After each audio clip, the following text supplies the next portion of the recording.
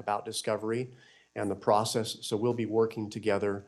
There is a substantial amount of discovery in this case, Your Honor. It's voluminous, to say the least, and we're working on a process where we can exchange information as quickly as possible and be efficient in that process. The other item I had, Your Honor, I saw that over the weekend, there was a protection order, pretrial and trial publicity order entered by Your Honor. And I just was seeking some clarification. On page 2, at the end of the first paragraph, it reads, "To that end, lawyers participating in the investigation or litigation of this case shall inform all witnesses, investigators, consultants, staff members, or other members of the prosecution or defense teams that the prohibitions contained in this order." The state, we're seeking some clarification with respect to the phrase "all witnesses," Your Honor. There are a number of witnesses that have yet to be identified that will likely be used in the state's case. This occurred in front of 2,000 to 3,000 students at Utah Valley University. So we're in the process of identifying those witnesses. And so those individuals are presently unknown right now. So we're looking for a little clarification from the court. And I suppose we're not going to make any arguments today, but there may be some follow-up pleadings that we may need to file. Thank you. Ms. Nestor, did you want to be heard about that issue? No, Your Honor, we would defer to whatever the court wants to advise them on that matter. I mean, I think it's fairly obvious that we don't know who all the witnesses are in this case yet.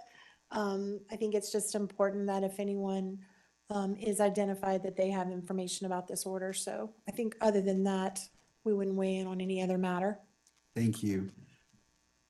Well, thank you for that question. That's an important one. The court will rule that as the witnesses become known to each side, that information is conveyed to abide by this order. Obviously, there are potentially many witnesses, and so it's not the expectation that you would be able to do that up front, but as they become known, I would ask that you inform them of this.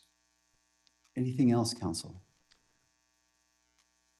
Nothing from the state, nothing else, Judge. Thank you. Ms. Nestor. Thank you, Your Honor. We recognize that we are here today for a waiver hearing.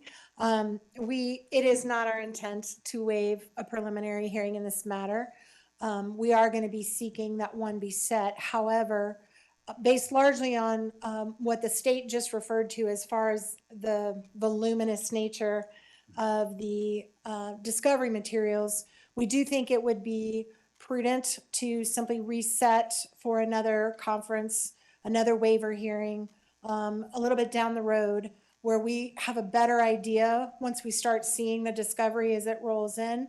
I do recognize we're going to be getting that first batch in 5 days, but it's my understanding from our meeting today that there is massive amounts of digital that is going to be coming. And until we can kind of get our heads around exactly what we're dealing with and how much we need to process, it's going to be difficult for us to give you a reasonable expectation of when we will be ready to do the prelims. So we're asking today that we put that decision off, and maybe we could check in 30 to 60 days and just kind of let the court know where we're at and how much we're looking at and how much time we may need to set a preliminary hearing.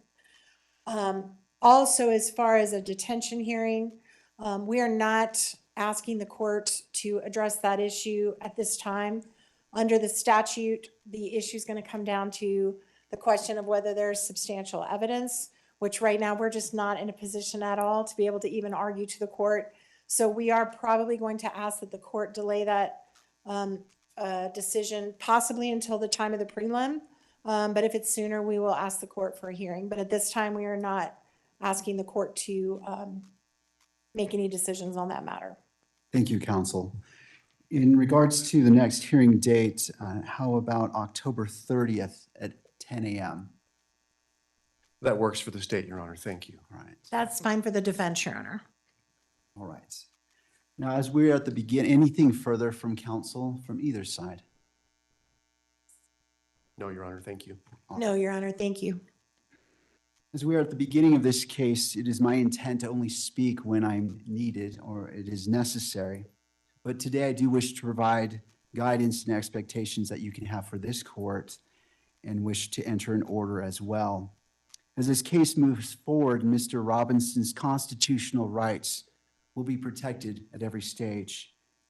He sits before this court presumed innocent, and that presumption remains unless and until each element of every offense charged against him is proved beyond a reasonable doubt. At the same time, and as applicable, victims are entitled under our Constitution to be treated with fairness, respect, and dignity, free from harassment or abuse. Justice demands that both of these principles, the rights of the accused and the rights of victims, be honored without compromise. I remain steadfast in my oath that I made 56 days ago to support and defend the constitutions of the United States and of Utah. I will carry out my duties with fidelity, transparency, and impartiality, treating every person who appears before me with the dignity and respect they are inherently due because they are human beings. Let me be clear. I will not put my finger on the scale of justice. These proceedings will be open to the public, conducted in accordance with the law, and handled with diligence and competence to ensure that justice is never compromised. It is the standing order of this court that Mr. Robinson shall be allowed to appear in person so he can fully engage with his attorneys and participate in these legal proceedings. Counsel, regardless of who is watching, whether it is the nation or a single individual, we must fulfill our roles with integrity, civility, and diligence. I encourage each of you to give your very best to this case. Neither Mr. Robinson nor the people of Utah deserve anything less than the fair and impartial administration of justice. In regards to the next hearing, counsel, on that October 30th date at 10 a.m., it's the court's intent that be in person if it be the wish of counsel for the defense for Mr. Robinson to be present. It is, Your Honor. Thank you. Thank you.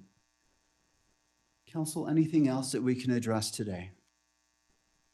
Your Honor, we appreciate the court's comments with respect to Your Honor's role in this case.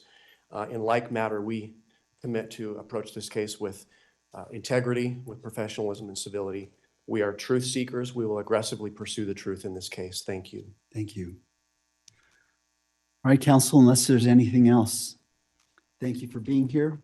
This court is in recess.